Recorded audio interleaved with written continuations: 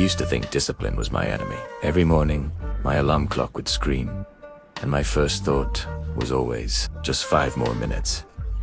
That 5 minutes would turn into 30, and I'd start my day feeling rushed, guilty, and already behind. I wanted to be that person who wakes up at 5 a.m., goes for a run, meditates, and writes 1,000 words before breakfast. But that person felt like a superhero from another universe. My universe was a messy room, a long to-do list that never got shorter, and a constant feeling of, I'll do it tomorrow. Discipline felt like a cage, and I just wanted to be free. The turning point wasn't some grand, life-altering event. It was a conversation with my grandfather. He's in his 80s, and he still gets up at the crack of dawn to tend to his garden. I asked him once, "Grandpa, how do you do it? Don't you ever just want to sleep in?" He chuckled and said something that completely rewired my brain.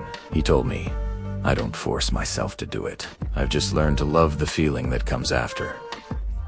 He didn't love the act of waking up early. He loved the feeling of a quiet morning, the fresh air, the sight of his plants thriving. He had tricked his brain into associating the hard thing with the reward that followed. That's when I realized I had been looking at discipline all wrong. I was trying to use brute force to fight against my own brain. But your brain is smart. It's designed to seek pleasure and avoid pain. So, if you frame discipline as pain as a chore, a punishment, your brain will fight you every step of the way. The secret isn't more willpower. It's better marketing. You have to become a salesperson to your own mind. You have to sell it on the benefits, not the process. So, I decided to run an experiment. My first target, waking up early. Instead of telling myself, you have to get up at 6 a.m. because it's good for you, I changed the script. Primero, I told myself, if you get up at 6 a.m., you get to have that first hour all to yourself. You can savor your coffee while the house is quiet, read a chapter of that book you love, or just watch the sunrise. It's your secret, peaceful hour. I wasn't focusing on the pain of leaving my warm bed. I was focusing on the pleasure of that quiet morning. I was romanticizing the reward. The first few days were still tough, not going to lie. My brain was skeptical, but I forced myself to follow through. And more importantly, I forced myself to acknowledge the reward. I'd sit with my coffee and literally say out loud, "Wow, this is so peaceful. I love this."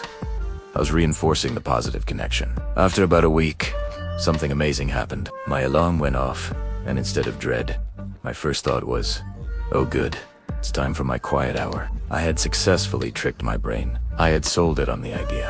I started applying this the reward technique, to everything. Exercise wasn't about burning calories or grueling workouts anymore. It was about the incredible feeling of accomplishment afterward.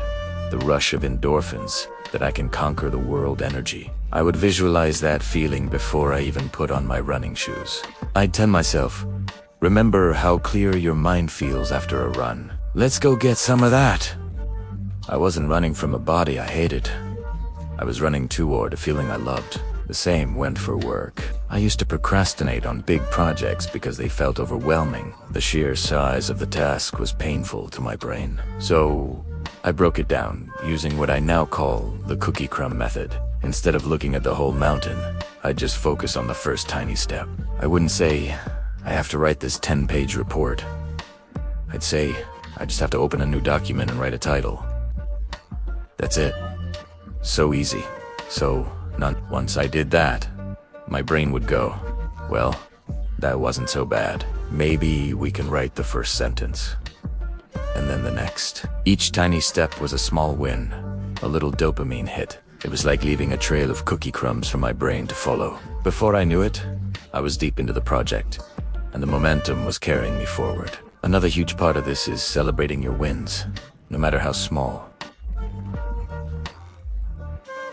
Give yourself a little pat on the back. Maybe you allow yourself 5 minutes to watch a funny video, or you make a cup of your favorite tea. This conscious celebration acts as a direct signal to your brain. Hey, we did that hard thing, and we got a reward. Let's do that again. It's classic conditioning, but you're the one in control. You're training your brain like a puppy, rewarding the good behavior you want to see more of. It's also crucial to understand your own resistance triggers. What are the specific things that make you want to give up? For me, with working out, It was the effort of getting dressed and driving to the gym. It was a barrier. So, I removed it. I set up a small workout space at home. I laid out my workout clothes the night before. I made it so easy to start that it was harder to make an excuse.